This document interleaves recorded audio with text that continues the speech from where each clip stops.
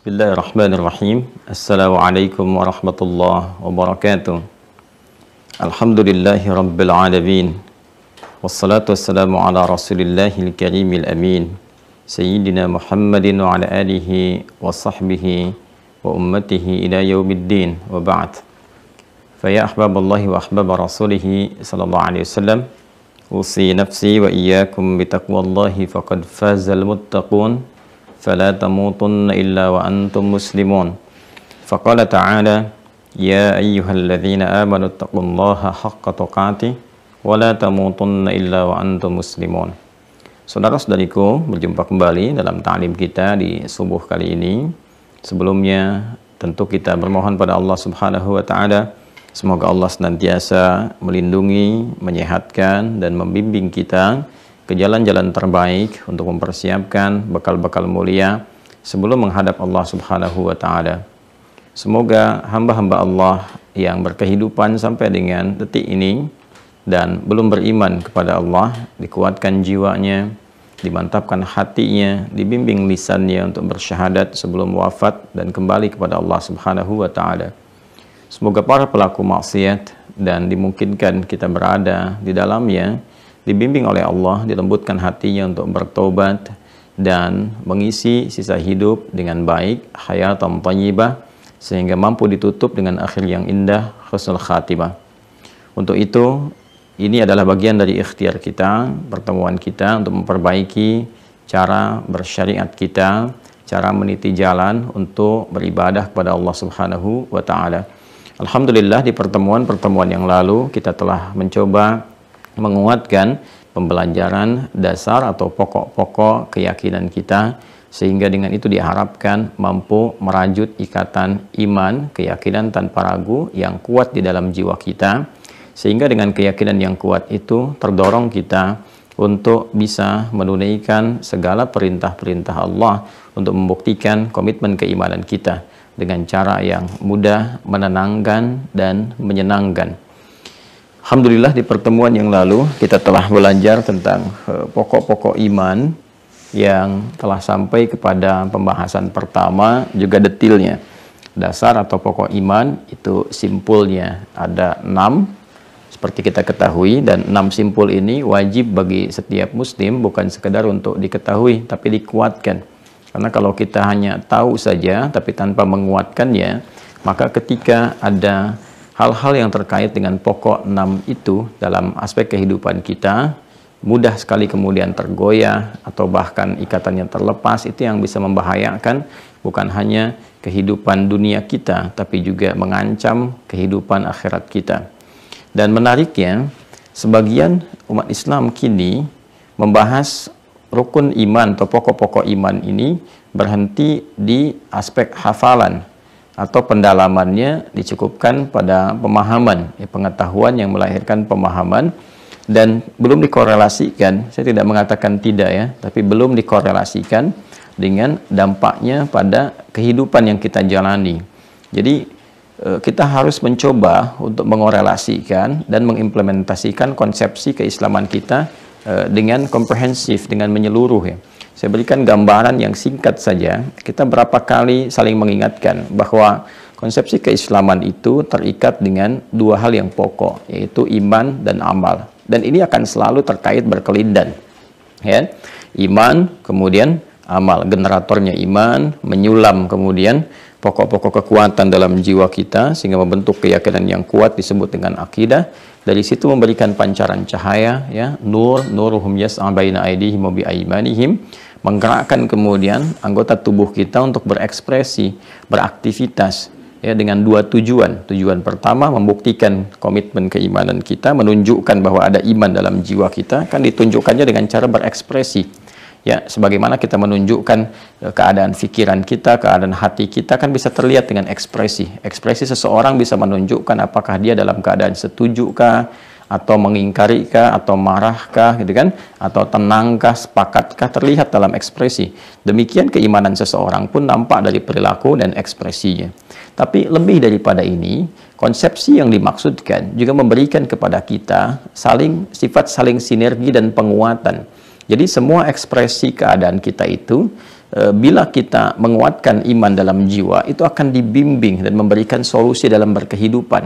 Nah, bimbingan itulah nanti yang terdapat di dalam Al-Quran, juga hadis-hadis Nabi SAW, yang kalau kita dapati itu menguatkan iman, memberikan solusi dan respon pada setiap anggota tubuh kita terhadap semua aktivitas dan perilaku yang berkesesuaian atau berada di sekitaran kita. Jadi secara singkatnya begini, rukun iman itu ada 6, gitu kan? Seperti kita ketahui. Nah, ini kalau kita jabarkan lebih dalam lagi, kita akan dapati bahwa semua kegiatan kita, aktivitas kita, ini nggak akan lepas dari pancaran yang 6 ini. Ya, pijakan pokok berkehidupan yang 6 ini. Yang kalau kita pelajari 6 ini, sudah, ya, nikmatlah kehidupan kita itu. Karena kita mengerti, kalau ada masalah ini, oh solusinya dari pokok yang ini nih, dari 6 ini. Ya, kalau ada kita ingin meminta sesuatu, oh caranya begini, pancaran dari yang 6 ini yang digunakan. Apakah iman kepada Allah, itu yang akan jadi pijakan paling utama. Kemudian apa kaitannya dengan malaikat, bagaimana cara kita memohon kepada Allah diaminkan oleh malaikat, bagaimana cara kita mengerti tugas malaikat yang ini sehingga sadar begitu kita mengerjakan sesuatu terkontrol keadaan kita, bagaimana kita menemukan petunjuk dalam Al-Quran, ya, dengan keimanan kita kepada kitab, gitu kan, yang nomor 3 itu. Demikian seterusnya sampai kita mengerti tentang tata kelola kehidupan. Jadi kalau sedang mengalami suasana duka, kita tidak larut dalam kesedihan karena kita paham qada dan qadar. Ketika saat mengalami suka pun kita tidak mengekspresikan itu dengan sifat tabdzir, ya, berlebihan yang akhirnya mereduksi manfaat-manfaat yang kita dapati dari nikmat yang Allah titipkan. Nah, ini di titik ini kita mencoba untuk melakukan pengayaan dan mengorelasikan dan sekaligus mengevaluasi kehidupan kita yang telah kita tenun sampai puluhan tahun mungkin kita hidup sampai saat ini.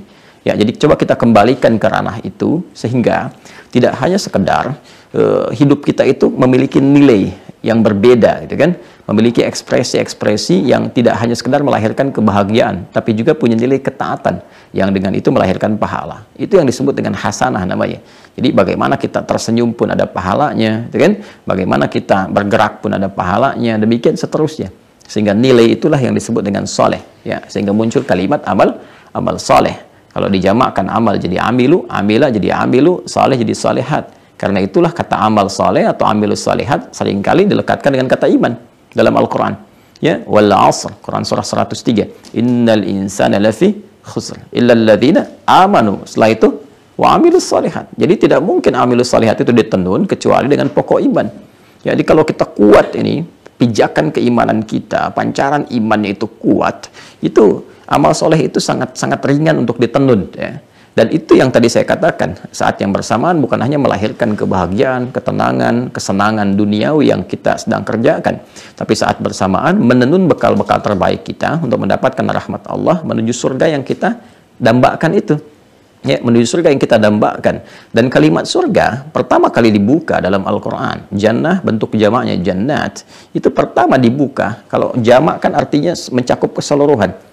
Ya, lebih daripada satu. Jadi semua jenis surga yang ragamnya ditampilkan dalam Al-Quran, apakah surga Firdaus kah, surga Aden kah, gitu kan, kemudian lain-lain sebagainya, itu semua ternyata kunci pembukanya itu perpaduan iman dan amal soleh. Lagi-lagi, ya, Al-Baqarah, surah Quran surah kedua di ayat ke-25, ya, itu kalimat surga pertama yang dibuka dalam Al-Quran. Surah kedua Al-Baqarah ayat 25. وَبَشِّرِ الَّذِينَ آمَنُوا وَعَمِلُوا الصَّالِحَاتِ anna lahum jannatin tajri min tahtihal anhar. Perhatikan, jannatin tajri min tahtihal anhar itu dibukanya dengan apa? Dengan iman dan amal soleh. Bahkan berita ini disampaikan oleh Allah, diperintahkan kepada Rasulullah untuk diteruskan kepada kita, hamba-hamba Allah, umat Nabi Muhammad SAW, dalam bentuk tabsyir, kabar gembira. Ya, dan ini menarik ini. Allah memberikan kabar gembira ini dalam masa kita masih berkehidupan. Ya, jadi ayat ini turun disampaikan, nabinya kan hidup, ya, jelas ya, menerima wahyu kan dalam keadaan hidup, disampaikan kepada umat yang masih hidup. Ini bukan disampaikan pada yang telah meninggal, ya. Dan ini pun berita gembira ini untuk kita saat ini. Tinggal kita melihat sejauh mana sinergitas iman dan amal soleh ini terbangun, terbentuk dalam diri kita untuk diekspresikan, ya, untuk meniti surga yang kita dambakan itu. Jadi kembalikan bahwa ini ada orang yang diberikan kabar gembira oleh Allah bahkan sebelum wafat. Ya, sebelum wafat nih, kalau kita ingin dapatkan itu, masuklah ke dalam frame-nya, kerangkanya. Ya, wabasyiril ladzina amanu. Saya sering sampaikan, alladzina itu kalau sudah muncul, itu mencakup semua kalangan tanpa kecuali. Disebutkan 1080 kali dalam Al-Quran.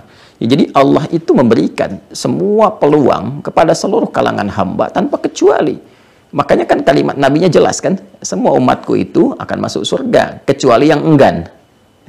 Jadi kalau nggak masuk surga itu, ya, itu yang nggak mau saja gitu, ilaman aba, karena dia enggan. Ya, jadi kalau dia mau kan dia bisa ambil kan, Allah sudah berikan nih, ini kuncinya nih, ini kamu mau pakai nggak untuk buka. Jadi kalau kita tidak ambil kuncinya, nggak kemudian kita gunakan, ya bukan yang salah kan diri kita sendiri. Nggak bisa kita mempersalahkan Allah, mempersalahkan Rasulullah SAW. Nah, jadi pelajaran akidah itu bukan hanya sekedar memantapkan keyakinan di dalam jiwa, tapi juga bagaimana membangun kehidupan yang membahagiakan, menenangkan, menyenangkan, dan akhir yang indah, kan? Dan akhir yang indah. Jadi itu konsepsi berpikirnya seperti itu. Jadi kalau kita ditanya kenapa mesti belajar akidah, kita sampaikan supaya hidup itu tidak gundah. Ya, kenapa belajar akidah? Supaya hidup saya tidak gundah. Hidup saya membahagiakan, menyenangkan, menenangkan seperti orang dulu pernah merasakannya. Makanya pelajaran akidah kan 13 tahun di fase kehidupan Nabi, kan? Dari nol loh. Dari nol, ya, dari nol 13 tahun. 10 tahunnya kan syariat. Sisanya kan bahagia. Nah, sekarang kita kan tidak memulai dari nol. Sudah ada syahadat, sudah berislam dari kecil gitu. Ya, seharusnya hak kita untuk berbahagia itu sudah harus kita dapati, harus kita titi. Cuma barangkali penguatan simpulnya itu yang belum dalam. Sehingga ekspresi keberimanan kita itu tidak terasakan dengan maksimal dan tidak tampak kebahagiaan secara utuh. Ya, untuk itulah kemudian kita mencoba mendalami, melakukan pengayaan, dan ada saat-saatnya kita berdiskusi untuk memantapkan kembali apa yang telah kita kaji. Nah, hari ini saya akan coba gabungkan dalam waktu yang singkat ya, untuk pengayaan, tanya jawab, sekaligus juga hal yang terkait dengan aspek-aspek pembahasan yang mungkin kita bisa dalami lebih jauh. Ya, saya sarankan kepada para peserta Mira, khususnya keluarga besar Mira, agar mengaktifkan akun sehingga bisa masuk ke dalam sistem Zoom yang dengan itu bisa ada interaksi yang memungkinkan kita berdialog ya, untuk memudahkan. Bagi yang belum tersambung, barangkali saya sudah sampaikan untuk bisa efektivitasnya dalam disampaikan dalam bentuk tulisan, nanti admin mengumpulkan. Ini saya belum terima saya konsepsi dari teman-teman yang diajukan. Sudah sampai. Alhamdulillah. Ini pertanyaan dari kawan-kawan ya, ini untuk pengayaan kita. Baik, dan nanti saya juga akan bertanya dulu untuk bisa memastikan apakah pembelajaran kita dapat dipahami dengan baik atau belum. Baik, saya akan coba jawab dulu ya beberapa pertanyaan yang masuk dalam hal pengayaan. Setelah itu kita berdiskusi untuk memahamkan. Lalu saya akan sempurnakan yang kemarin secara singkat ya, yang pengayaan yang kedua dari 8 klasifikasi dan tingkatan al-asma'ul husna. Kita telah sampai kepada itu. Setelah itu kita membaca ya, kita menerapkan prakteknya membaca semua tanda-tanda kebesaran Allah yang muncul di alam semesta, bahkan pada diri kita sendiri, sehingga menghadirkan satu sifat Rabbani yang dengan semua hal yang kita tatap, kita dengar, mengingatkan kita kepada Allah. Nah, itu puncaknya. Ya, alladzina yadhkurunallaha qiyaman wa qu'udan wa 'ala junubihim. Jadi bagaimana caranya berekspresi kita saat berdiri. Berdiri itu kan turunannya berjalan, kan? Berlari. Kemudian saat duduk itu bisa dirubah di pekerjaan dan sebagainya. Dan saat berbaring itu kita masih terhubung, masih online ya terhadap Allah Subhanahu wa taala. Jadi indah ya bagaimana saat bekerja Anda megang komputer itu ya, di pekerjaan beda antara ingat Allah dengan tidak tersambung, itu beda. Orang ingat Allah ketika bekerja itu tidak mungkin menggerakkan jemarinya, ya, mengetik misalnya untuk berbuat sesuatu yang bertentangan dengan hukum Allah. Ya, menambahkan nol misalnya pada angka-angka atau mengubah nama dengan cara yang tidak benar. Ya, saya sering katakan terhubung online itu wassalah, wusul. Ya, ibadah yang melatih kita untuk terhubung disebut dengan sholat. Dalam sholat itu kita mengikrarkan keimanan, asyhadu an la ilaha illallah wa asyhadu anna muhammadar rasulullah, dan menunjukkan dengan tangan simbol tahiyat, kan? Gambaran tahiyat. Maka jari tahiyat ini nggak mungkin dipakai maksiat. Saya sering katakan, jari orang tahiyat, jari orang sholat nggak mungkin dipakai maksiat. Ya. Dalam keadaan duduk pun dia kalau terhubung tuh enak. Berdiri pun enak. Menatap sekitaran mengingatkan kita pada amanah Allah. Menatap diri kita pun kita ingat. Ini diri saya akan dihisab. Ini pakaian saya akan dihisab. Kan? Peci saya dihisab. Kendaraan saya akan dihisab. Ya, nggak terbayang ya, nikmatnya ketika Anda mau naik sepeda saja pagi-pagi mau olahraga, itu saya seringkali pertanyaan pertama di benak saya, apapun yang saya kenakan itu, ya ini benda ini akan bersaksi di hadapan Allah tentang perilaku saya, ya kan? Maka kita bisa menjaga itu semua sehingga berada di dalam satu lingkup perbuatan yang tetap kita jaga dalam keadaan yang baik, yang kita harapkan Allah meridainya. Sehingga saat kita mau ke masjid, kita bisa gunakan dengan niat Allah ridha. Mau jalan-jalan pun diniatkan supaya Allah ridha, menguatkan tubuh kita untuk ibadah, demikian seterusnya. Dan dijaga supaya benda itu tidak ada dalam ranah maksiat, ya. Nah, itu sesuatu yang melahirkan kenikmatan tersendiri sampai kita nanti mengatakan fa bi ayyi ala'i rabbikuma tukadziban, ya. Baik. Saya coba satu-satu saya lihat dulu ya. Bismillahirrahmanirrahim.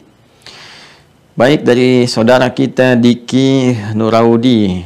Baik, nomor ID Mira, kemudian pagar 4205. Mudah-mudahan terhubung di kesempatan kali ini. Ini untuk mempercepat ya, karena kalau kita dialog waktunya terbatas.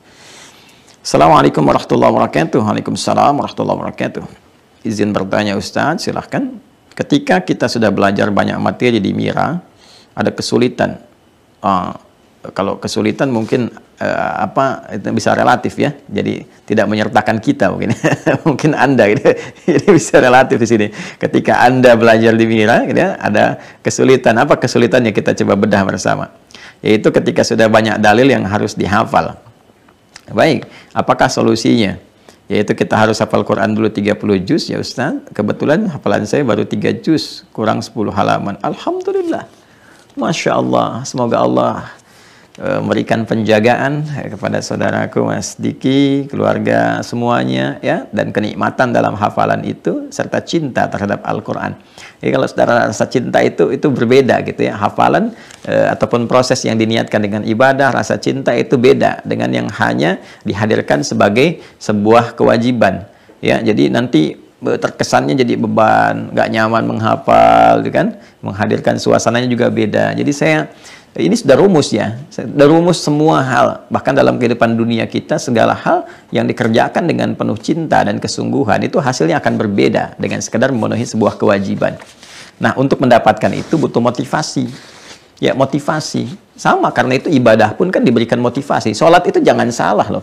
Allah tidak menghadirkan kependengaran kita saat diperintahkan sholat. Ya, bukan menampilkan sifat wajibnya. Ya, tapi menampilkan sebuah motivasi, feedbacknya, hasilnya, manfaatnya untuk kita.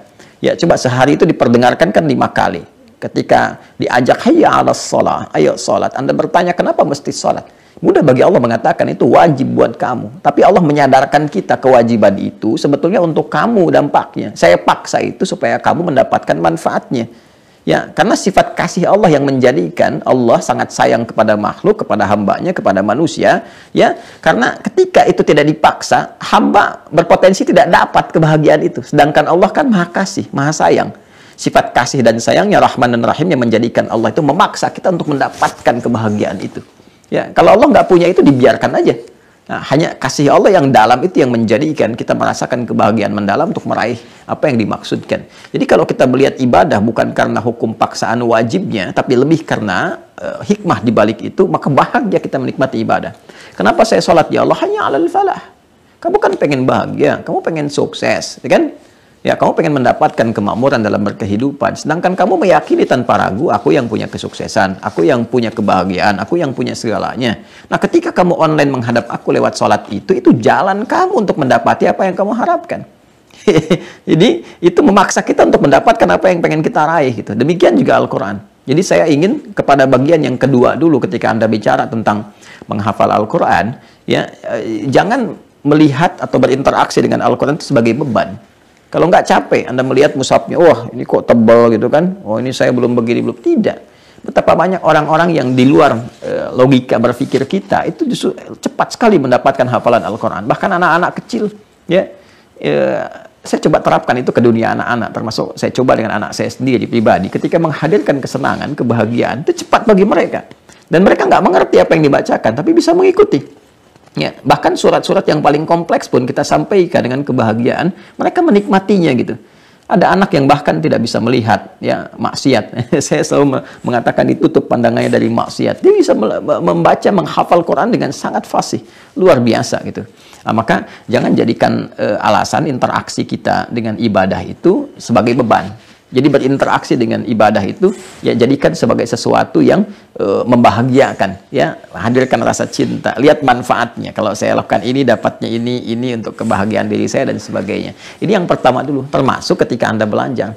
Ya, ketika Anda belajar. Jadi kalau kita membuka hati kita lebih lapang, ya, kemudian melihat semangat yang dalam, keseriusan yang tinggi untuk meraih satu tujuan yang memang kita butuhkan itu, nanti feedback dari diri kita, dari tenaga kita, energi kita itu akan beda. Ya, cara-cara memberikan dorongan pada diri kita, motivasinya akan kuat.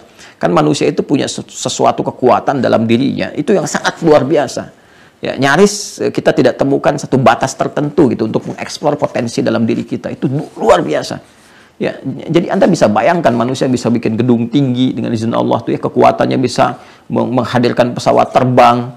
Ya, bahkan kalau kita gali lagi lebih dalam, itu besi kan kuat sekali. Kok bisa dengan tangan manusia itu bisa dipatahkan gitu kan? Dan sebagainya, itu kan ada sesuatu dalam diri kita, energinya yang belum dikeluarkan. Ya, dan terkait dengan memori itu saya mendapatkan riset itu sangat luar biasa. Yaitu di memori manusia itu ada kurang lebih yang standarnya 100 juta gigabytes. Anda bisa bayangkan berapa banyak itu potensi diri kita yang belum kita keluarkan. Nah, hanya caranya kalau mau interaksi memudahkan, dengar nasihat-nasihat para ulama kita dulu. Ya, kalau kesulitan dalam beberapa hal bukan karena banyak materinya, karena cawan kita masih luas. Ya, kalau misalnya cawan kitanya kecil, kebanyakan dikasih, ya wajar meluap gitu kan. Tapi kan Allah kasih satu ruang yang sangat luas sekali gitu dalam diri kita itu, ya, dalam memori kita, dalam cepat kita menangkap. Buktinya dari kecil sampai sekarang berapa banyak informasi yang masuk tuh, masih luas aja kapasitasnya. Ya, kapasitas memori kita sampai dengan sekarang tidak membebani kita tuh, nggak membuat kita sulit sampai berpikir ini itu kan tidak. Kita masih bisa nyaman beraktivitas, memikirkan yang lain. Artinya masih ada kapasitas yang tinggi, yang luas, yang besar dalam diri kita. Yakini itu, ya kan? Nah, karena itu, hal yang perlu dibangun adalah, pertama, ini kan beragama, berdini itu konsepsinya unik gitu. Ya, karena saat yang bersamaan kita berhadapan dengan satu sosok makhluk yang sudah bersumpah di hadapan Allah untuk mengganggu kita. Ya, sehingga beda cara kita berinteraksi dengan semua perangkat keagamaan, instrumen ad-din, instrumen agama itu dengan keduniaan itu beda. Kalau dunia itu rasanya gampang aja dilakukan. Kalau agama karena ada tantangan, khususnya dari setan ini, makhluk yang tadi saya sebutkan, iblis dan pasukannya, sehingga membuat kita itu kompleks. Kadang ada rasa jenuh, rasa malas, itu kan, tiba-tiba mengantuk. Kok bisa baca Al-Quran 2 jam biasa saja di internet, kan? Tapi baca Al-Quran baru 2 menit udah ngantuk, kan? Ini membuktikan kebenaran risalah, karena ada faktor pengganggu yang tadi muncul itu, ya. Karena itu apa yang harus dilakukan oleh kita semua? Salah satu yang bisa menghambat itu kan ada gangguan setan. Yang kedua ada maksiat. Maksiat itu bisa menutup ya kapasitas bagian dari cawan kebaikan kita itu. Sehingga kata Nabi di hadis Muslim seperti naktas sauda. Ya, kotoran-kotoran yang menutup tuh. Akhirnya apa? Cahaya-cahaya ilmu yang harusnya tembus itu ya bisa remang-remang, bahkan bisa mantul kalau terlalu banyak maksiat yang dibuat atau kemudian dorongan-dorongan setan. Setan itu nanti bisa menghadirkan malas, bisa mendatangkan aspek dunia yang lain, bisa menghadirkan pada diri kita ini nggak begitu penting, bisa dibikin pikiran-pikiran yang banyak, sehingga akhirnya kapasitas yang harusnya dijadikan oleh kita untuk menangkap materi-materi pengetahuan, cahaya-cahaya mulia itu terhalang oleh yang lain. Ya, karena itu apa yang harus dilakukan? Pertama, nasihat-nasihat dari para ulama adalah mencoba dengan meningkatkan takwa. Ya, mencoba dengan meningkatkan takwa. Baik, pelan-pelan. Ini mengambil dari intisari Quran surah kedua Al-Baqarah ayat 282 di akhir ayatnya. Jadi kalau sedang mengalami kesulitan dalam pelajaran ya, misalnya apakah kesulitan menghafal, kesulitan memahami, gitu kan? Nah, maka rumus pertama tingkatkan takwa dulu. Al-Baqarah, Quran Surah 2, di akhir ayat 282. Wattaqullah wa yu'allimukumullah. Tingkatkan takwamu kepada Allah, maka Allah akan tambahkan kepadamu pengetahuan. Allah ajarkan tambahan pengetahuan. Baik ya? Nah, sekarang tinggal bagaimana cara kita meningkatkan takwa itu. Cara meningkatkan takwa, setidaknya ada dua. Ada dua. Yang pertama adalah meningkatkan hubungan baik kita dengan Allah dalam wujud ibadah ritual. Jelas ya? Dalam wujud ibadah ritual. Berlatih dulu sampai merasakan kenikmatan. Nanti kalau sudah merasakan nikmat, yang lainnya sangat gampang sekali. Misal, ya, tingkatkan sholat. Ya, jangan cukupkan pada yang fardu. Tambah sholat sunnah, malamnya tambah dengan tahajud, ya kan? Zikirnya juga tingkatkan lagi dalam keseharian kita sampai kita merasakan kenikmatan yang beda dengan sebelumnya. Ya, itu akan terasa sendiri saat kita menunaikan. Ya, lain ketika Anda berlatih dengan fardu saja dan menambah dengan yang sunnah itu berbeda. Ya, siam, puasa, ya, tambah puasa sunnah Senin, kemudian Kamis sampai kita merasakan kenikmatannya. Nah, silahkan kalau Anda ingin mencoba dan rasakan perbedaannya setelah Anda mencobanya, pasti akan terjadi perubahan pada diri kita. Akan gampang sekali gitu, ya. Terutama energi-energi positif datang, cahaya itu datang. Jadi ketika kita meningkat ibadah itu mudah untuk menyerap. Ya, mudah, nggak diminta pun itu enak sekali. Datang, oh ini kan akan bertahap, nggak sekaligus.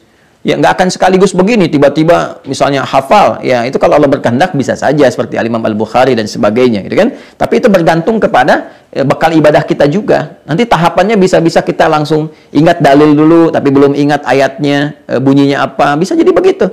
Oh, tahu yang ini nih tentang kalimat la ilaha illallah, mesti punya dasar ilmu. Kita tahu nih, oh Quran surah 47, surah Muhammad ayat 19. Ya, tapi kita belum tahu nih. Ya, belum hafal misalnya ayatnya, baru awalnya, itu kan sudah anugerah, yang tadinya nggak ada. Jadi jangan bandingkan satu proses dengan sebuah hasil, itu berbeda.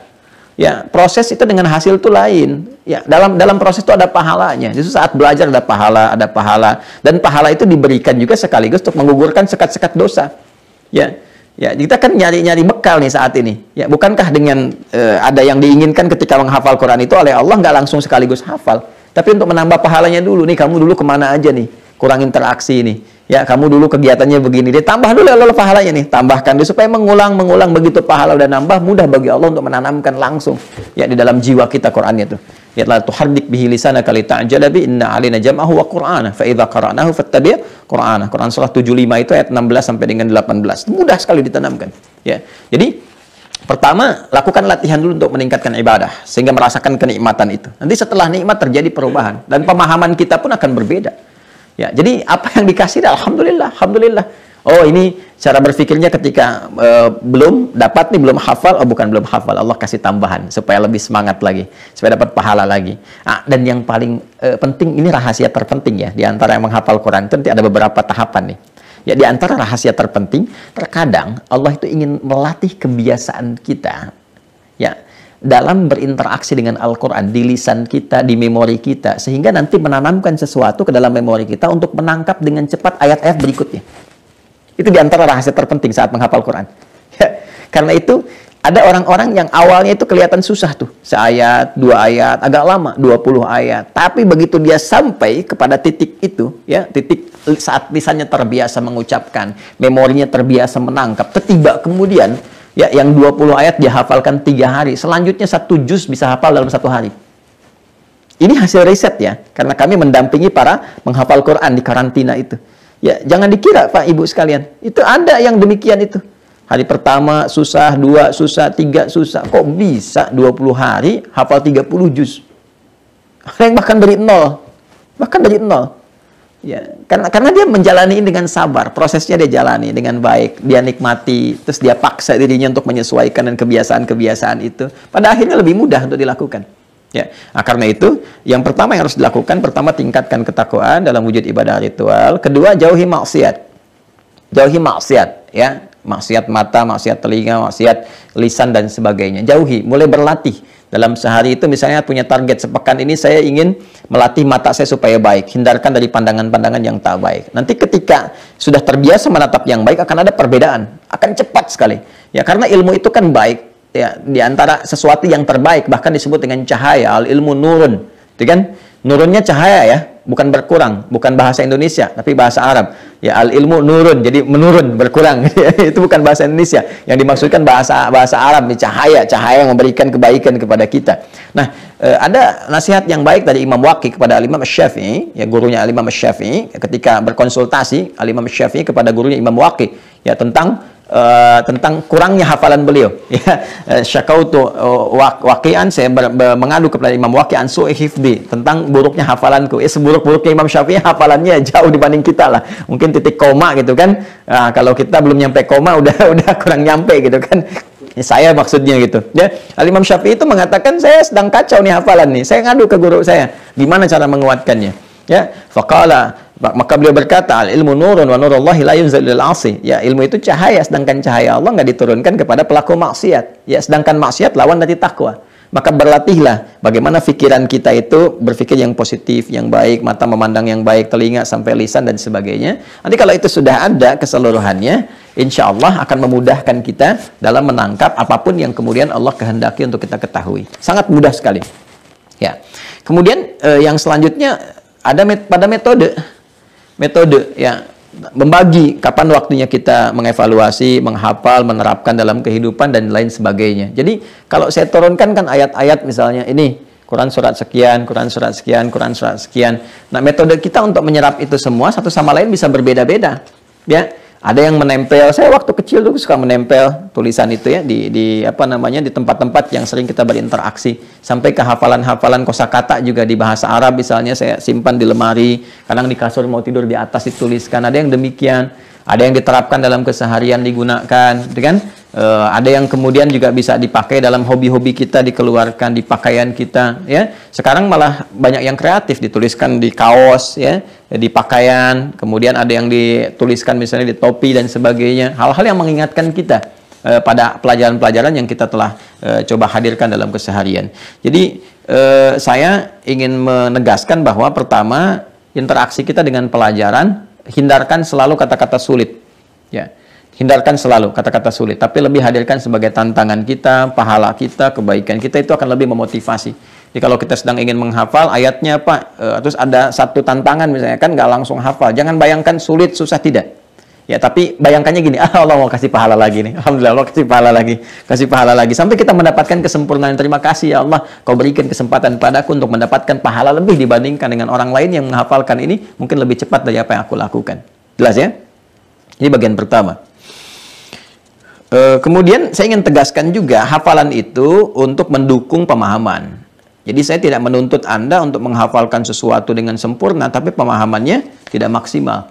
Itu kan? Jadi saya lebih menitik beratkan pada pemahaman, dan hafalan itu menjadi hujah terhadap pemahaman. Ya, pembuktian yang kuat terhadap apa?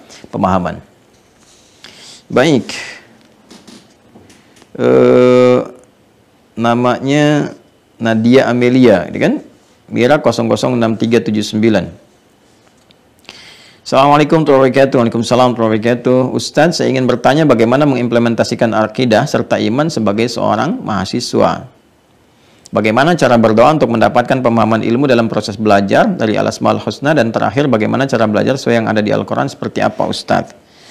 Baik, tidak ada perbedaan mengimplementasikan akidah itu sebagai mahasiswa, sebagai dosen, sebagai guru, ya, sebagai birokrat, diplomat, pengusaha, semuanya sama saja, sesuai dengan passionnya, sesuai dengan profesinya. Akidah itu akan memberikan bimbingan bagaimana bersikap. Ya, tetap saja apakah kemudian berubah la ilaha illallahnya dari mahasiswa ketika menjadi guru atau sudah mendapatkan profesinya, kan tidak. Tetap la ilaha illallah, tantangannya nanti sesuai dengan apa yang kita hadapi. Ya, Anda menjadi mahasiswa, nanti mendapatkan pengetahuan. Dari pengetahuan itu, kita akan bersikap dengan akidah kita bagaimana mendekatkan diri kepada Allah. Contoh begini misalnya, saya waktu belajar fisika, waktu di SMP itu saya belajar gitu kan.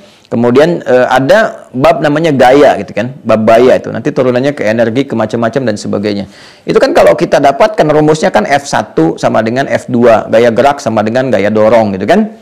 Ya, jadi tenaga yang kita keluarkan menghasilkan hasil, misalnya seperti bunyi, bergantung kepada berapa banyak gaya yang kita kemudian keluarkan atau energi yang kita kemudian hasilkan. Kalau saya pukulin dengan pelan, ya keluar pelan. Tapi kalau saya pukul dengan kencang, keluar kencang. Maka F1 ketika saya memukul sama dengan F2 akan sama dengan feedbacknya, bunyi yang keluar F2-nya seperti apa. Ini kalau kita belajar dengan standar pengetahuan normal tanpa dorongan iman, ini akan jadi pengetahuan dasar saja.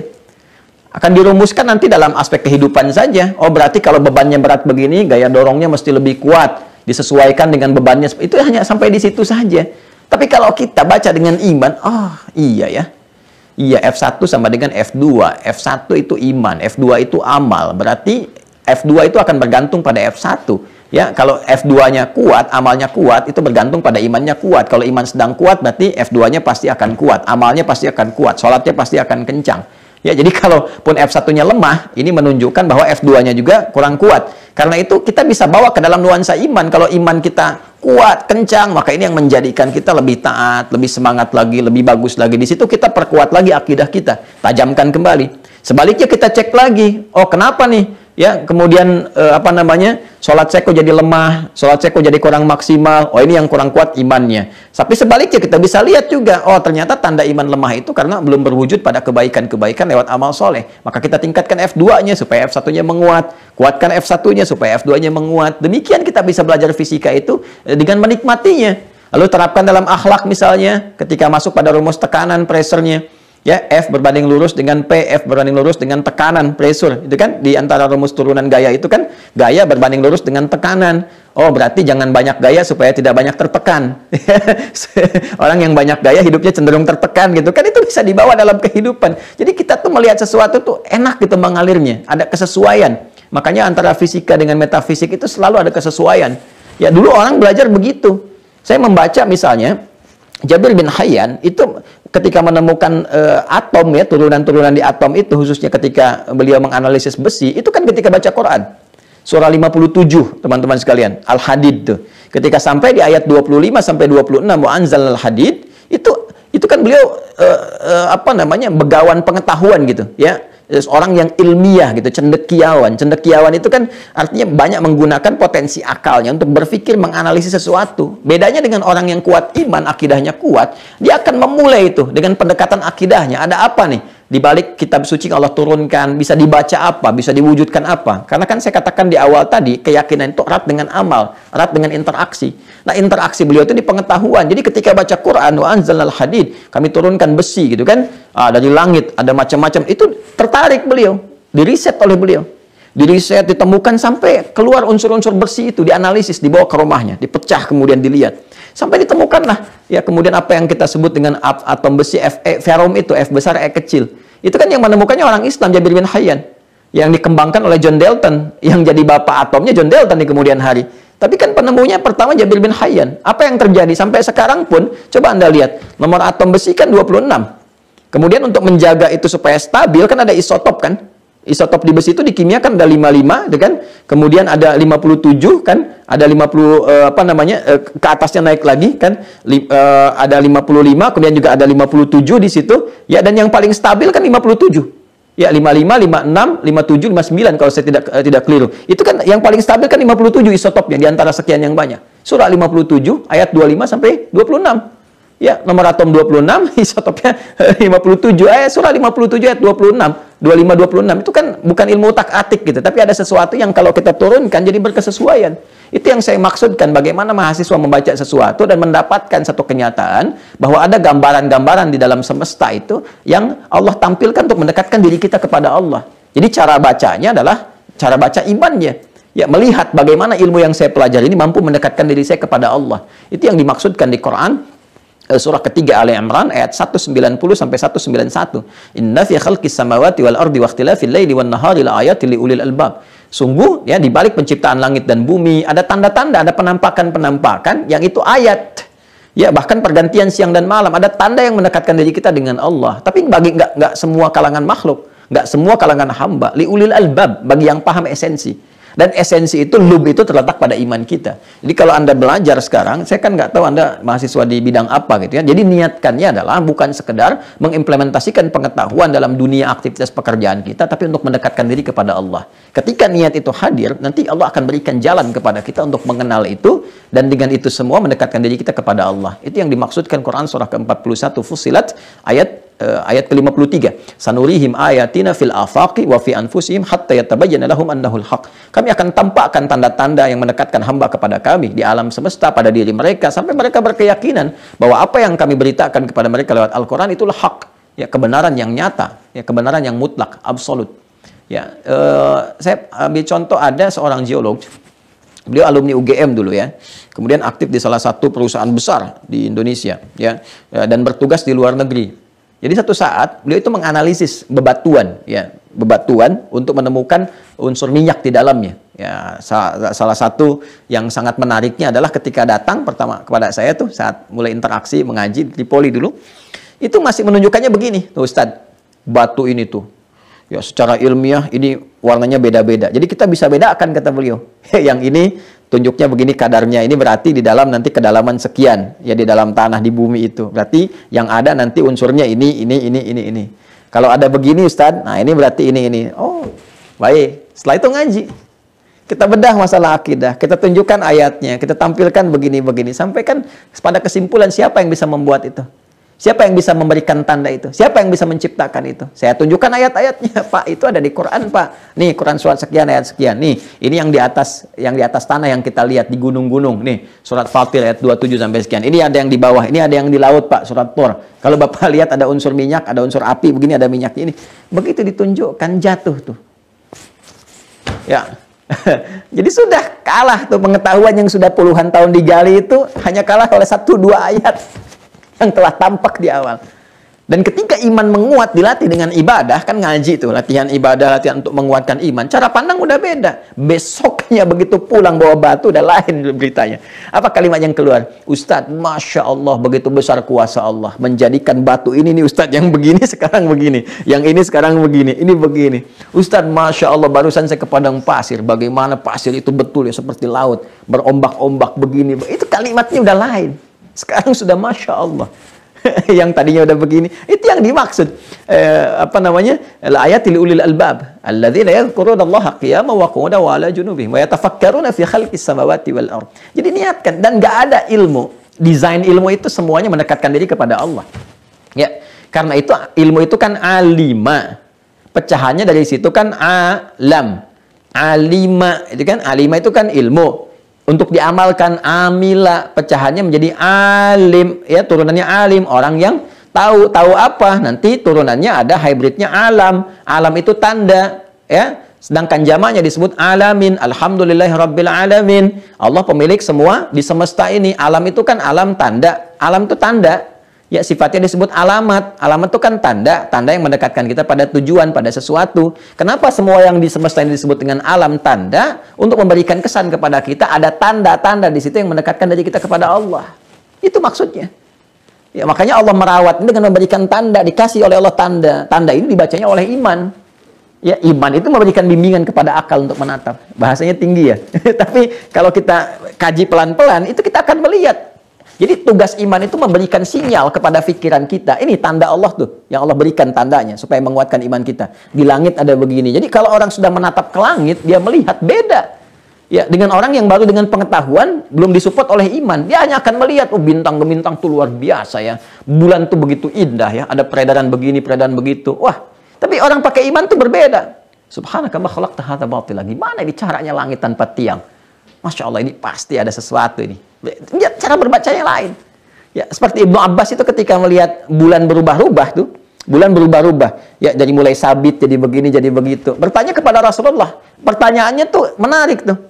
Ya, ya Rasulullah SAW, ya, kenapa bulan ini berubah-ubah begini, begini, begini? Ya, ada tanda apa nih? Sampai turun Quran surah kedua kan, Al-Baqarah ayat 189. Itu kan dari pengetahuan turun respon keimanan. Yas'alunaka 'anil ahillah qul hiya mawaqitu lin-nasi wal hajj. Ya, mereka banyak bertanya kepada Muhammad SAW tentang perubahan fase-fase bulan. Ya, hilal, jamaknya ahillah. Ya, dari sabit berubah begini jadi bulat jadi begini. Mereka bertanya tentang semua fase perubahan itu. Qul hiya mawaqitu lin-nasi wal hajj. Ya, katakan Muhammad SAW jawab. Dari situ bisa belajar untuk menentukan tentang waktu bagi manusia, ada manfaat. Ya, kalau sedang bulat begini, tandanya ini pertengahan bulan. Kalau begini awal bulan, ini akhir bulan. Ini petunjuk begini. Ini untuk yang berlayar dan sebagainya. Ini untuk yang nyari ikan di laut. Demikian, wal hajj. Lalu disertakan pokok keimanannya. Itu pun bisa digunakan untuk acuan haji. Lalu ditunjukkan tentang penciptaan, tentang kuasa Allah mengatur bulan itu. Lalu turun misalnya Quran surah ke 10 Yunus ayat yang kelima, walladzi ja'ala asy-syamsa dhiya'an wal qamara nura, disebutkan tentang fungsi bulan, bagaimana bulan menjadi punya fungsi tertentu, matahari punya fungsi tertentu, di surat Yasin disebutkan. Jadi semua dibawa untuk mendekat kepada Allah. Jadi kalau semua pelajaran kita pelajari hanya menumbuhkan pengetahuan saja dan mencari pekerjaan, sertifikat dan materi, Lantas apa peran iman kita dalam berkehidupan? Apa bedanya dengan yang belum beriman?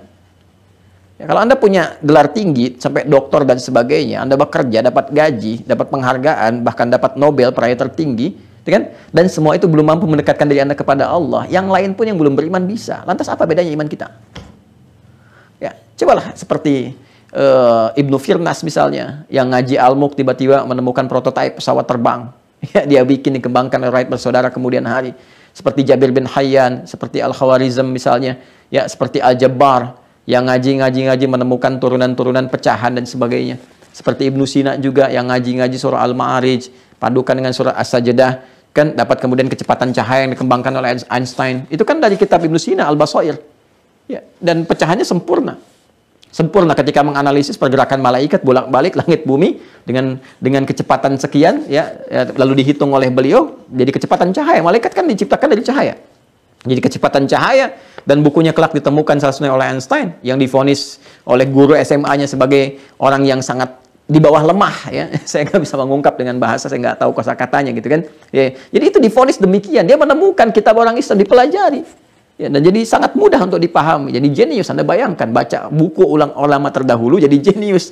Ya, ini satu saat saya ingin tunjukkan ya kepada Anda, untuk keluarga, untuk anak-anak. Jadi koleksi-koleksi karya ulama kita tuh ada tentang hewan, tentang tumbuhan, tentang cerita, tentang macam-macam. Itu kaya kita. Jadi kita itu nggak ada yang fiksi. Kita punya segalanya, khazanah kita tuh luar biasa, sampai di copy paste. Ya, di Barat itu saking nggak menemukannya, memunculkan yang fiksi gitu. Ya, karena nggak menemukan, kita menemukan khazanah itu, cuman belum kita tampilkan. Makanya mereka buat Batman, Superman, ya Catwoman, Wonder Woman, macam-macam dan sebagainya, karena nggak menemukan yang realnya. Ya, kita ada, tinggal kita temukan kitab-kitab yang luar biasa. Bahkan dari tentang hewan tuh ada kitab Al-Hayawan, terus tentang hewan-hewan yang paling jenius sampai yang paling hewan yang biasa, sampai yang melayani yang sifatnya begini, sampai yang tumbuhan begini. Ya itu kita temukan lengkap gitu. Bukunya luar biasa. Yang kalau kita gali luar biasa. Ya. Ini untuk yang kedua ya. Jadi tadi yang saya sampaikan itu, kemudian untuk penerapan Asmaul Husna-nya, cari nama-nama Allah yang sesuai dengan kebutuhan Anda. Ya, misal apa? Al-Alim, gitu kan? Ya, kalau anak ingin tambahan pengetahuan, minta sama Allah, Allahumma yal alim, Allahumma yal wahhab, pemberi tanpa batas, Allahumma alimni ma yanfa'uni. Kemudian berdoa seperti Nabi mengajarkan. Contoh misalnya Rabbi zidni ilma yang dalam Al-Qur'an. Yaitu saya selalu diajarkan oleh ibu saya itu dari kecil. Rabbi zidni ilma warzuqni fahma. Kemudian saya juga mengambil doa Nabi kepada Ibnu Abbas radhiyallahu taala anhuma. Allahumma faqihni fid din wa 'allimni ta'wil. Kan ya Allah, berikan aku pemahaman yang kuat tentang agama dan ajarkan kepadaku sesuatu yang rumit untuk aku pahami dengan mudah dan mudah kembali untuk disampaikan kepada orang-orang yang ingin mendapati manfaatnya. Itu yang Anda bisa hadirkan doanya. Saya ulangi ya doanya, kalau dari Al-Qur'an kita ambil Rabbi zidni ilma. Rabbi zidni ilma. Bahkan ada yang menjadikan sebagai nama anak, Rabbi zidni ilma. Anaknya Rabbi zidni ilma. Nah, kemudian yang kedua, doa Nabi kepada Ibnu Abbas radhiyallahu taala anhuma. Allahumma faqihhu fid din wa 'allimhu ta'wil. Atau Allahumma faqihni fid din wa 'allimni at-ta'wil. Baik. Jadi demikian ya. Anda ini mahasiswi, coba belajarnya di jurusan apa? Kemudian arahkan setiap pembelajaran, niatkan untuk mendekatkan diri kepada Allah. Nanti Allah akan berikan jalan dan akan berbeda. Ya, kita sekarang butuh dokter-dokter yang hafal Quran, itu kan perawat hafal Quran, insinyur hafal Quran. Nanti akan lain cara-cara berinteraksinya, ya, dan sebagainya.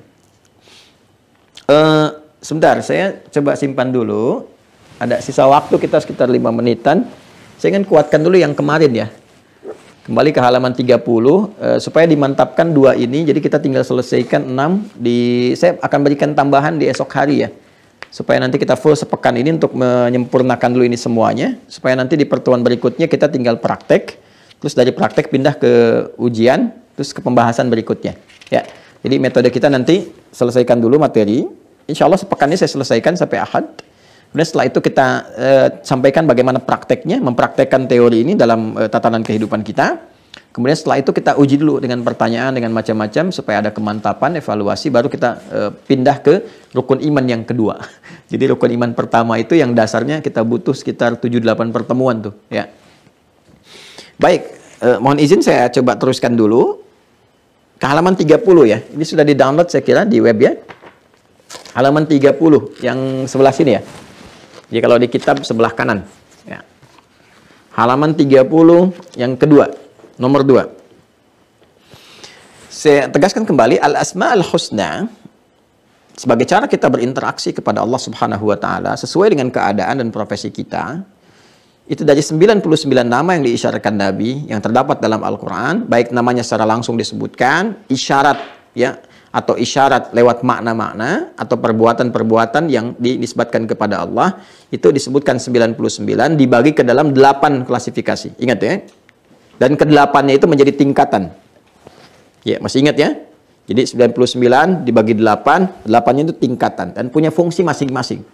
Jadi di 8 ini klasifikasinya, kalau kita butuh sesuatu dalam kehidupan, lihat masuk klasifikasi yang mana. Ya, ada yang pertama tentang zatnya Allah Subhanahu wa taala. Ini yang paling dahsyat yang kita bisa sertakan dalam permohonan kita setiap mengalami satu persoalan dalam kehidupan. Ya, ada 9 nama saya sudah ajarkan. Yang kedua adalah asmaun muta'alliqatun bitakwin.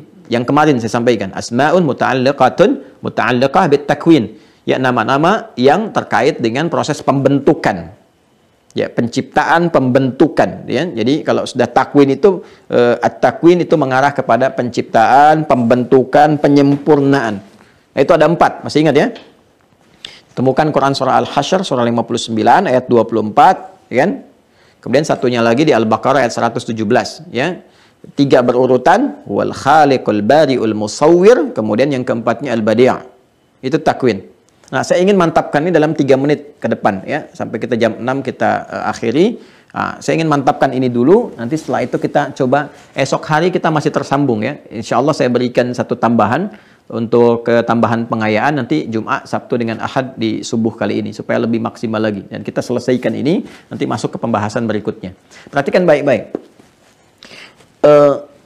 Saya ulang ya, takwin, at-takwin itu nanti mencakup kepada 3 hal utama. At-takwin.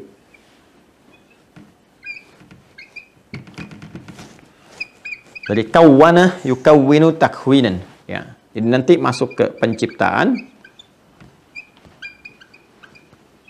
Ya kan? Pembentukan pada proses dan penyempurnaan.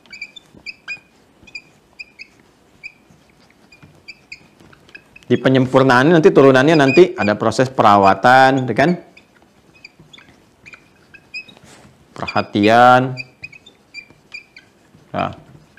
Dan lain-lain sebagainya, penyembuhan dan seterusnya. Ya, nah dalam aspek menyempurnakan, kan menyempurnakan itu kalau ada sesuatu yang kira-kira kita nilai misalnya belum komplit, kita komplitkan, kan kita sempurnakan. Kalau ini kurang pas, kita paskan, kan? Kalau dunia kita kan seperti itu, kan? Nah, kalau ada yang cacat kita tutupi dan sebagainya. Nah, ini aspek-aspeknya kembali ke sini. Nah, ini takwin namanya. Ini ada 4 yang paling utama. 1 al-khaliq. Kedua al-bari. Ketiga al-musawwir. Yang keempat kemudian al-badi'. Nah. Baik, perhatikan karena saya akan terangkan dengan agak cepat ya. Nanti pengayaannya esok hari. Al-Khaliq ini yang paling dasar di Quran surah 59 ayat 24, Al-Hasyr ayat 24 ya. Al-Khaliq, Al-Bari, Al-Musawwir. Wallahu al-Khaliqul Bari'ul Musawwir lahul asma'ul husna. Al-Khaliq itu dari kata khalaqa asalnya. Saya turunkan ya, saya turunkan. Dari kata khalaqa. Ini asalnya dari kata khalaqa. Khalaqa. Subjeknya isim fa'ilnya ini khaliq. Kemudian yang terciptanya disebut makhluk. Makhluk. Ya, ini dasarnya. Khalaqa itu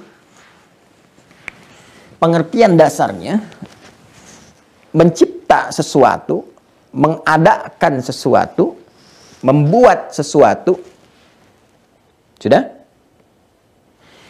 Dari satu materi yang tidak ada sebelumnya.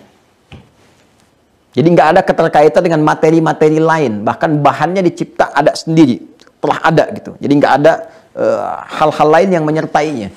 Saya ambil contoh begini misalnya. Kalau kita manusia, kita ini kan misalnya ingin bikin bangku nih, ya kursi. Kan nggak mungkin tiba-tiba ada kursinya, pasti butuh yang lain, butuh kayunya dulu, gitu kan?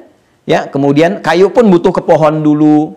Dan kita nggak mengadakan semua itu. Kita bukan membuat kayunya, kita nggak bikin pohonnya, kita nggak bikin busanya, kita nggak bikin pakunya, tapi kita butuh pada bahan-bahan lain yang bahan ini diadakan oleh selain kita gitu. Udah ada buat ini buat ini, baru kita bisa satukan. Nah, itu nggak disebut khalik namanya. Jelas ya? Tidak disebut khalik dan bukan disebut khalaqa. Makanya nggak ada karya manusia itu disebut khalaq. Itu nggak bisa. Kenapa? Karena saat dia membuat sesuatu, setiap manusia itu butuh bahan sebelumnya, yang bahan ini bergantung kepada sosok yang lainnya lagi. Jelas ya? Nah, kalau membuat sesuatu yang semua bahan ketersediaannya, materinya itu ya bersumber dari satu sosok, satu zat yang sama, itu disebut khalaqa namanya prosesnya. Pembuatnya, yang mengadakannya, penciptanya disebut khalik. Ya. Karena itu, kata ini, kata khalik, adalah satu-satunya kata yang terkait dengan penciptaan yang hanya boleh dinisbatkan kepada Allah. Pada sang pencipta. Nggak bisa dibuat dalam bahasa Arab pun kepada makhluk, itu nggak bisa. Ya, karena makhluk nggak bisa mengadakan bahan. Sedangkan Allah mencipta sesuatu, itu semua sumbernya Allah yang hadirkan. Ya. Manusia diciptakan oleh Allah. Apa sumbernya? Saripati tanah. Ini tanahnya Allah yang hadirkan. Allah yang ciptakan. Saripatinya Allah yang bikin prosesnya. Semua Allah yang hadirkan. Ya. Jadi nggak ada materi-materi disiapkan oleh yang lain-lainnya kecuali Allah sendiri yang mengadakan. Karena itu disebut dengan khalik. Ya. Dan Anda silahkan bandingkan, ya teman-teman sekalian, untuk membuktikan sekali lagi kebenaran Allah sebagai Tuhan, itu kan bisa dilacak lewat firman-Nya. Dan firman ditemukan di kitab suci ya. Sekarang Anda bandingkan dengan kitab-kitab suci yang ada, temukan di mana menyebut di kitab suci yang mengatakan dirinya sebagai Tuhan langsung dengan nama Khalik. Sekarang Anda lihat di Quran surah ke-15. 15 ya. Al-Hijr ayat 28. Ketika Allah langsung mengatakan saya gitu dan pakai taukid penguat. Wa idz qala rabbuka lil malaikati inni khaliq. Dan ketika Allah Rabbu Muhammad SAW memfirmankan pada malaikat, kan? Ya, bahwa akulah khalik, ya, akulah sang pencipta, dan aku sekarang akan mencipta makhluk yang bukan malaikat, bukan jin, ya, karena jin nanti di ayat 27 disebutkan dicipta sebelum manusia. Wal janna khalaqnahu min qablu min nari samum, itu ayat 27. Ya, di ayat 28 Allah mengatakan aku khalik, aku sang pencipta, aku akan mencipta makhluk baru yang bukan malaikat, bukan jin yang sudah ada sebelumnya. Ya, mencipta siapa? Bashar, khalikum bashara. Dan di sini tegas Allah mengatakan saya khalik. Ya, dan kepada setiap yang bertanya, siapa, apa sifat Allah itu, katakan. Karena ditanya kan menggunakan bentuk ketiga. Ya, dia Allah itu punya sifat apa? Maka Allah jawab di Quran surah Al-Hasyr. Wallahul khaliqul bari. Khalik, Allah itulah khalik, sang pencipta. Jadi kata khalik nggak mungkin dilekatkan kepada selain Tuhan yang hak. Dan Tuhan yang hak itu nggak akan ditemukan kecuali Allah Subhanahu wa Ta'ala, yang bahkan menyebut diri dengan khalik. Karena itu semua penciptaan Allah, ya, semua proses penciptaan yang Allah lakukan. Ya, semua penciptaan Allah itu maksudnya semua penciptaan yang dilakukan oleh Allah. Jangan salah memahami ya. Semua penciptaan yang dilakukan oleh Allah itu semua menggunakan kata khalaqa. Coba lihat. Ayat pertama yang diturunkan kepada Rasulullah SAW di Quran surah Al-Alaq ya. Surah 96 ayat 1. Iqra bismi rabbikal ladzi apa? Khalaq. Ya kan? Kemudian surah minta perlindungan surah 113. Qul a'udzu birabbil falaq min syarri ma khalaq. Quran surah 51 ayat 56. Wa ma khalaqtul jinna wal insa illa liya'budun. Wa ma khalaqtu. Selalu menggunakan kata khalaq. Jelas ya? Baik, penciptanya disebut apa? Khaliq. Semua yang dicipta disebut apa? Makhluk. Jelas ya? Baik, sampai sini dulu. Ini satu dulu nih, satu. Nanti saya terangkan lebih jauh, lebih dahsyat lagi. Ya, saya belum bicara tentang bawaan penciptaan. Ya, nanti kalau ingin diteruskan begini. Proses penciptaan disebut dengan khalaq, yang menciptakan khaliq, yang tercipta makhluk. Bawaan penciptaannya disebut dengan akhlak. Jamaknya disebut dengan khuluq. Ya, cara mendapatkan akhlak bagaimana? Maka baca semua ayat yang terkait dengan khalaq. Wa ma khalaqtul jinna wal insa illa liya'budun. Ya kan? Maka tidaklah aku ciptakan ini manusia dan jin kecuali untuk ibadah. Ibadah itu yang membentuk karakter kita. Karakter itu disebut dengan akhlak. Jadi kalau ingin muncul akhlak lewat ibadah. Makanya semua fungsi ibadah itu kepada akhlak. Kita diminta sholat. Apa goal dari sholat? Fungsinya apa? Inna sholata tanha anil fahsyai wal munkar. Akhlak. Mencegah perbuatan keji dan mungkar supaya kita berakhlak. Makanya satu-satunya cara melahirkan akhlak itu lewat ibadah. Kalau ilmu melahirkan adab, ibadah melahirkan akhlak. Beda. Kebaikan yang dilahirkan dari pengetahuan disebut dengan adab. Makanya muncul peradaban. Ilmu melahirkan peradaban. Ibadah melahirkan perakhlakan. Sedangkan tujuan pendidikan kita memadukan antara ilmu dengan akhlak. Tahu dari mana? Pasal 31, ayat 33. Ya, pemerintah mengusahakan dan menyelenggarakan satu sistem pendidikan nasional yang meningkatkan iman, ya, keimanan, ketakwaan, serta akhlak mulia. Coba dibaca deh. Ya, jadi negara kita itu sudah memahami ini, makanya fungsi agama itu dilindungi. Ya, diminta, dan nggak boleh ada pemikiran sekuler memisahkan ya agama dari negara. Itu bahaya. Kenapa? Karena walaupun Indonesia bukan negara agama, tapi fungsi menjalani kehidupan berbangsa bernegara dengan spirit keagamaan. Jadi kita itu saat belajar tauhid dilindungi oleh undang-undang itu. Maaf ya, agak meluas ya untuk pengetahuan yang lebih lain. Tapi ini kita bisa dalami dari sini. Ya, jadi bangga nih sebagai orang Indonesia. Kenapa? Karena kurikulum tauhidnya ada di Undang-Undang Dasar pasal 31 ayat 33 nih. Ya, jadi kalau Anda ditanya kenapa belajar tauhid dengan Ustadz Adi untuk mengimplementasikan Undang-Undang Dasar 1945 pasal 31 ayat ketiga. Undang-Undang Sisdiknas. Itu kalau pertanyaan berbangsa bernegara gitu ya. Kan tujuan pendidikan tuh diantaranya apa? Melahirkan akhlak mulia kan. Nah ini belum kita bahas. Nah, kaitan dengan Asmaul Husna apa? Kapan nama Khalik ini digunakan? Dalam keadaan apa? Ya, seperti apa implementasinya dalam kehidupan rumah tangga untuk anak-anak kita, untuk keluarga kita. Kalau ada yang meninggal, kalau ada yang hidup, bagaimana cara memohonnya? Seperti apa menggunakan nama ini? Benar. Wassallallahu ala sayyidina Muhammad wa ala alihi wa sahbihi ajma'in wa akhiru da'wana alhamdulillahi rabbil alamin. Subhanakallahumma bihamdika asyhadu an la ilaha illa anta astaghfiruka wa atubu ilaik. Assalamualaikum warahmatullahi wabarakatuh.